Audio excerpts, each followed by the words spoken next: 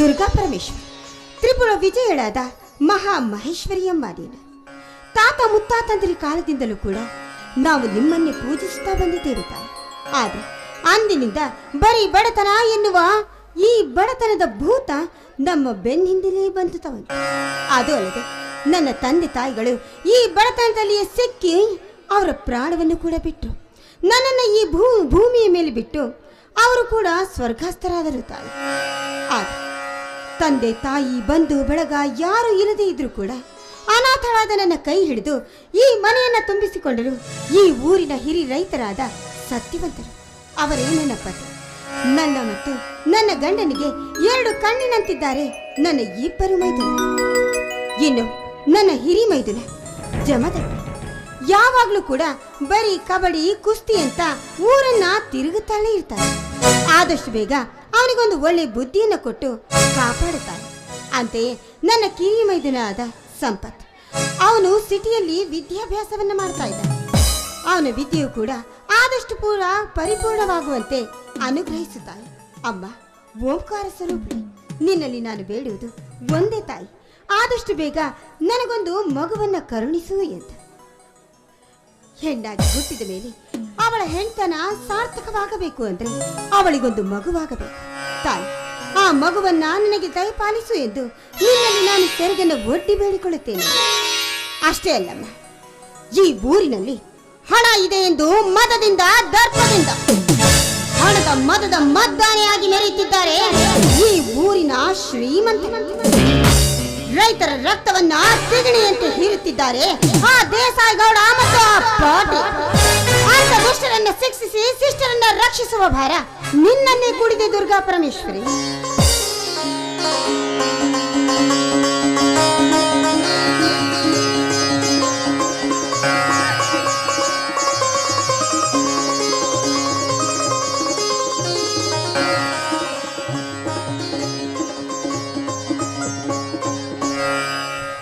ಸತಿ ಶಬರಿ, ಮಾರುತೇಶ್ವರ ಹಾಗೂ ದುರ್ಗಾದೇವಿಯ ಪೂಜೆ ಮುಗಿತೆ. ಸ್ವಾಮಿ, ಆ ದುರ್ಗಾದೇವಿಯ ಪೂಜೆ ಅಂತ ಮುಗಿತು. ಬನ್ನಿ ಮೊದಲು ದೇವರಿಗೆ ನಮಸ್ಕರಿಸಿ.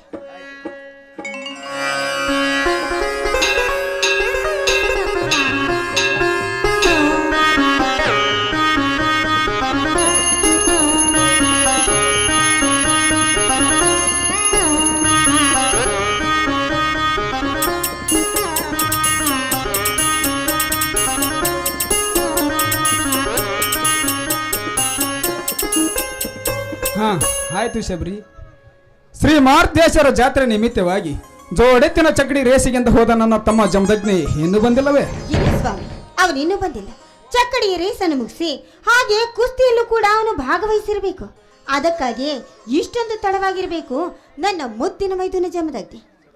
ಶಬರಿ, ನನ್ನ ತಮ್ಮ ಜಮದಗ್ನಿಗೆ ಜೋಡೆತ್ತಿನ ಚಕಡಿ ರೇಸು, ಕಬಡ್ಡಿ, ಕುಸ್ತಿ, ಕುಣಿತವೆಂದರೆ ಅವನಿಗೂ ಚಿಕ್ಕವನಿಂದಲೂ ಬಹಳ ಇಷ್ಟ. ಅವರ ಇಷ್ಟದಂತೆ ನಡೆಯೋದು ಹಿರಿಯರಾದ ನಮ್ಮ ಧರ್ಮ.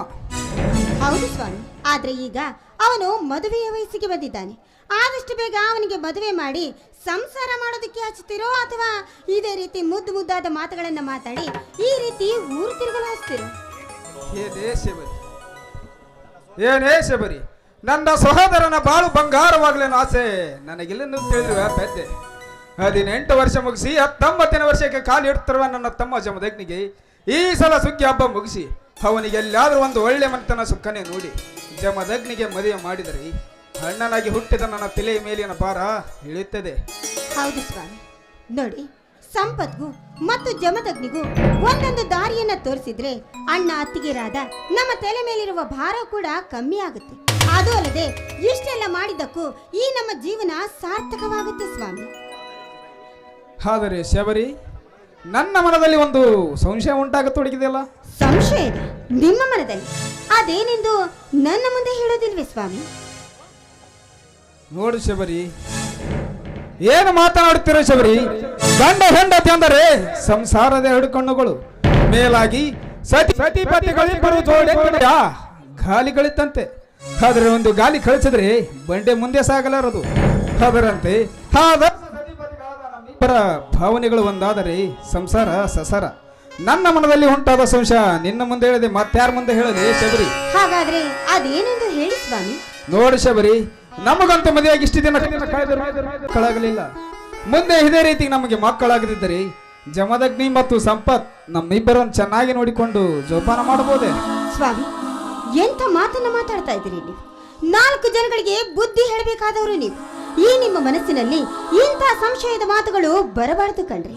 ನೋಡಿ, ಅವರನ್ನ ನಾನು ಹೆತ್ತ ಮಕ್ಕಳಿನಂತೆ ಈವರೆಗೂ ಕೂಡ ಸಾಕಿ ಬೆಳೆಸಿದ್ದೇನೆ. ನನಗೆ ಖಂಡಿತವಾಗ್ಲೂ ನಂಬಿಕೆ ಇದೆ, ಅದು ಯಾರೇ ಕಾರಣಕ್ಕೂ ಅವರು ನನ್ನನ್ನ ಬಿಟ್ಟುಕೊಳ್ಳೋದಿಲ್ಲ ಅಂತ. ನಿನ್ನ ನಂಬಿಕೆ ಸುಳ್ಳಾಗಿ ಒಂದು ವೇಳೆ ಕೇಳು ಬಗೆದರೆ? ನೋಡ್ರಿ, ತಾಯಾದವಳು 9 ತಿಂಗಳು ಮಗುವನ್ನ ತನ್ನ ಹೊಟ್ಟೆಯಲ್ಲಿ ಇಟ್ಕೊಂಡು ಅದನ್ನ ಹಡಿದು ಜೋಪಾನ ಮಾಡ್ತಾಳೆ. ಒಂದು ವೇಳೆ ತಾಯಿ ಹಾಲನ್ನು ಮುಳಿಸುವ ಸಮಯದಲ್ಲಿ ಆ ಮಗು ತೊಡೆಯ ಮೇಲೆ ಗಲೀಜು ಮಾಡಿದೆ ಎಂದು ಆ ಮಗುವನ್ನು ಏನು ಮಾಡ್ತಾಳೆ? ಅಥವಾ ತೊಡೆಯನ್ನ ಕತ್ತರಿಸ್ತಾಳ? ಆ ಮಗುವನ್ನೇ ಸಾಯಿಸಿ ಬಿಡ್ತಾಳ? ಹೇಳಿ ಸ್ವಾಮಿ. ನೋಡಿ, ಒಂದು ಮಗುವನ್ನ ಸಾಕಿ ಬೆಳೆಸಿ ಅದನ್ನ ದೊಡ್ಡವರು ಮಾಡೋ ತನಕ ಮಾತ್ರ ನಂಬುತ್ತೆ. ಮುಂದೆ ನಮ್ಮನ್ನ ರಕ್ಷಿಸೋದು ಶಿಕ್ಷಿಸೋದೆಲ್ಲ ಅದು ಅವರಿಗೆ ಬಿಟ್ಟಿದ್ದು ಸ್ವಾಮಿ. ಶಬರಿ, ನೀ ನಿಜವಾಗೂ ಧರ್ಮ ದೇವತೆ ಕಣೆ, ನೀ ನಿಜವಾಗೂ ಧರ್ಮ ದೇವತೆ. ರೀ, ಅಂದ ಹಾಗೆ ಮೈದುನರು ಬರುವ ಹೊತ್ತಾಯ್ತು. ಇನ್ನು ಅಡಿಗೆ ಸಿದ್ಧತೆಯನ್ನು ಮಾಡಿದ್ದೇನೆ, ಬನ್ನಿ ಊಟಕ್ಕೆ ರೆಡಿ ಮಾಡ್ತೇನೆ. ಶಬರಿ, ಬಾಯಲ್ಲಿ ಏನ್ರಿ? ಊಟ ಮಾಡೋದಕ್ಕಿಂತ ಮುಂಚೆ ನನಗೆ ಏನಾದರೂ ಒಂದು ಸಿಹಿ ಚುಮ್ಮಣದ ರಸದ ಊಟ ನನ್ನ ಚೆನ್ನ. ಇದೇನ್ರಿ ಇದು? ಅದು ಈ ಹೊತ್ತಲ್ಲಿ ಈ ನಿಮ್ಮ ಹುಡುಗಾಟವೇನು? ಹುಡುಗಾಟವಲ್ಲ ಶಬರಿ, ಸತಿಪತಿಗಳಾದ ನಮ್ಮಿಬ್ಬರ ಪ್ರೇಮ ಸಲ್ಲಾಪದ ಒಳನಾಡಿನ ಬಡಿದಾಟ ಕಣಿ. ಛೀ, ಹೋಗ್ರಿ, ನಾಚಿಕೆ ಪಡೆಯಲು ನಾವೇನು ಹೊಸದಾಗಿ ಮದುವೆ ಆದ ಮಕ್ಕಳಲ್ಲ ಶಬರಿ. ಹಾ, ಹೊರಡಲಿ ನಿನ್ನ ಮಧುರ ಕಂಠಿನಿಂದ ಒಂದು ಸುಮಧುರ ಗೀತೆ. ನಿನ್ನಂತ ಶ್ರೀಮತಿ ಕೈ ಹಿಡಿದಾಗ, ನಿನ್ನಂತ ಗುಣವತಿ ಜೊತೆಯಾದಾಗ ದಿನವೂ ಆನಂದವೇ. ಇಂದು ನಾವು ಹೀಗೆ ಸೇರಿ ಹಾಡುವಾಗ ಬದುಕು ಸ್ವರ್ಗವೇ.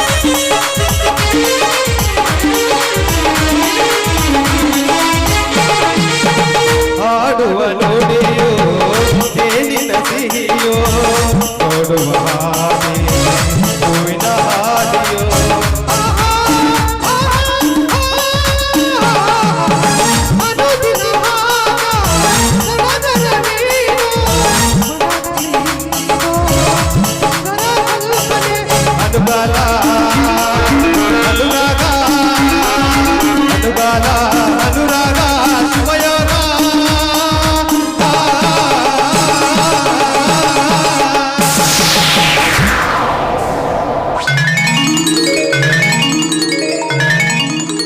ನಿನ್ನಂತ ಶ್ರೀಮತಿ ಕೈ ಹಿಡಿದಾಗ ನಿನ್ನಂತ ಗುಣವತಿ ಜೊತೆಯಾದಾಗ ದಿನವೂ ಆನಂದವೇ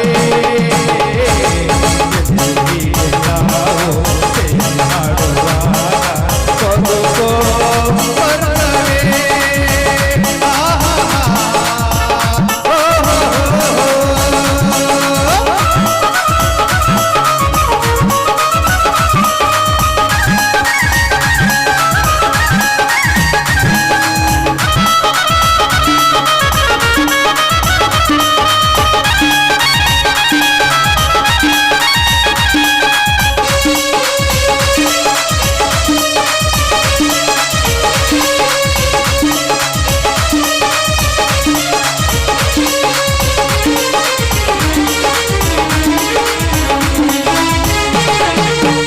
ಮಾಸಗಳೆಲ್ಲ ಹೊಸ ಮಧುವಾದರೆ ರಾತ್ರಿಗಳೆಲ್ಲ ಮೊದಲನೇ ರಾತ್ರಿಯೇ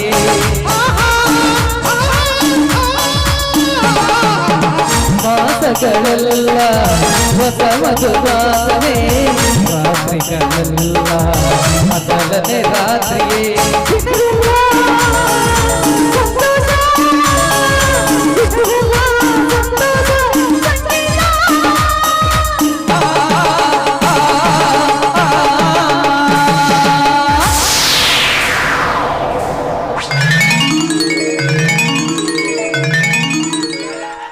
ನಿನ್ನಂತ ಶ್ರೀಮತಿ ಕೈ ಹಿಡಿದಾಗ ನಿನ್ನಂತ ಗುಣವತಿ ಜೊತೆಯಾದಾಗ ದಿನವೂ ಆನಂದವೇ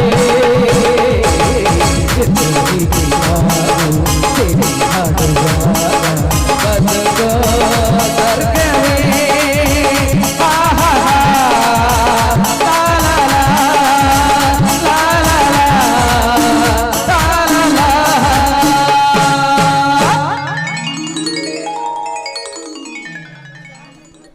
ಸ್ವಾಮಿ ನೋಡಿ, ನಿಮ್ಮ ಜೊತೆಲಿ ಮಾತನಾಡ್ತಾ ನಿಂತು ಆ ದುರ್ಗಾ ಪರಮೇಶ್ವರಿಗೆ ಅಭಿಷೇಕ ಮಾಡಿ ಪಂಚಾಮೃತವನ್ನು ಹಾಗೆ ಇಟ್ಟಿದ್ದೀನಿ. ಅದನ್ನು ಕೊಡೋದನ್ನೇ ಮಾಡ್ತಿದ್ದೆ. ಬನ್ನಿ ಕೊಡ್ತೇನೆ.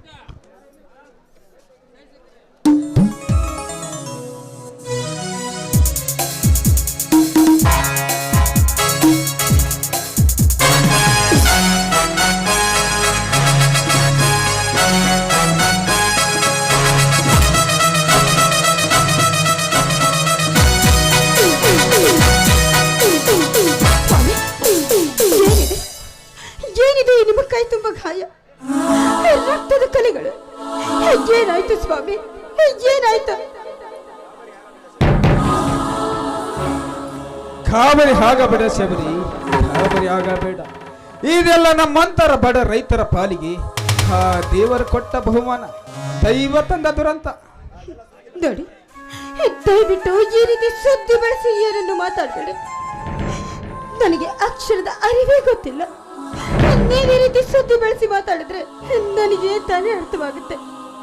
ನೀವೇನೇ ಹೇಳೋದಿದ್ರು ಕೂಡ ದಯಮಾಡಿ ನೇರವಾಗಿ ಹೇಳಿ ಸ್ವಾಮಿ. ಗಂಡನೇ ದೇವರೆಂದು ನಂಬಿ ಪೂಜಿಸುತ್ತಿರುವ ಹೆಣ್ಣು ಬಾಲಿಯಾದ ನಿನ್ನತ್ರ ನಿಜ ಸಂಗತಿ ಹೇಳದೆ ಮತ್ತಾರ ಮುಂದೆ ಹೇಳಲಿ ಶಬರಿ? ನಮ್ಮ ಮೇಲಿನ ದ್ವೇಷಕ್ಕಾಗಿ ನಮ್ಮೂರ ಹಿರಿಯಗೌಡ ತಮ್ಮ ಹಾಳುಗಳನ್ನು ಕಳಿಸಿ ಬೆಳೆ ತುಂಬಿ ನಿಂತ ನಮ್ಮ ಊರು ಮುಂದಿನದ 1 ಎಕರೆ ವರಲಕ್ಷ್ಮಿ ಹತ್ತಿ ಬೆಳೆ ಹರಿಗೆ ನಾಶ ಮಾಡಿದ್ದಾನೆ ಶಬರಿ, ನಾಶ ಮಾಡಿದ್ದಾರೆ. ಅಯ್ಯೋ ದೇವ್ರೇ, ಯಾಕಪ್ಪ, ಯಾಕೆ ಸದಾ ಸದಾ ನಮಗೆ ಯಾಕೆ ಇಂಥ ಕಷ್ಟಗಳ ಕಾರ್ಪಣ್ಯದಲ್ಲಿ ತಳ್ಳುತ್ತಿರುವೆ ತಂದೆ?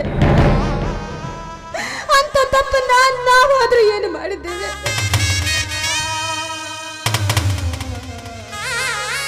ಸುರಿಸದಿರು ಶಬರಿ ನಿನ್ನ ಕಣ್ಣೀರಿನ ಸಾಗರವನ್ನು. ನಮ್ಮಂತ ಬಡ ರೈತರ ಕಣ್ಣೀರಿಗೆ ಕರಗಿ ಸಣ್ಣಾಗಲರುಣ ಹಾ ದೇವರು ಶ್ರೀಮಂತರ ಹರಿಸುವ ಸಾಗರಕ್ಕೆ ಸಾಗಿ ಶರಣರುತ್ತಾರೆ ಹಾ ದೇವರು. ನೋಡಿ ಸ್ವಾಮಿ, ದೇಸಾಯಿ ಗೌಡ ಮಾಡಿರುವ ಈ ಅನ್ಯಾಯಕ್ಕೆ ಆ ದೇವರನ್ನ ನಿಂದಿಸಿ ಮಾತನಾಡಿದ್ರೆ ತಾಯಿ ಏನು ಪ್ರಯೋಜನವಿಲ್ಲ. ಆ ದೇವರನ್ನ ಆ ರೀತಿ ನಿಂದಿಸಿ ಮಾತನಾಡಬೇಡಿ ಸ್ವಾಮಿ.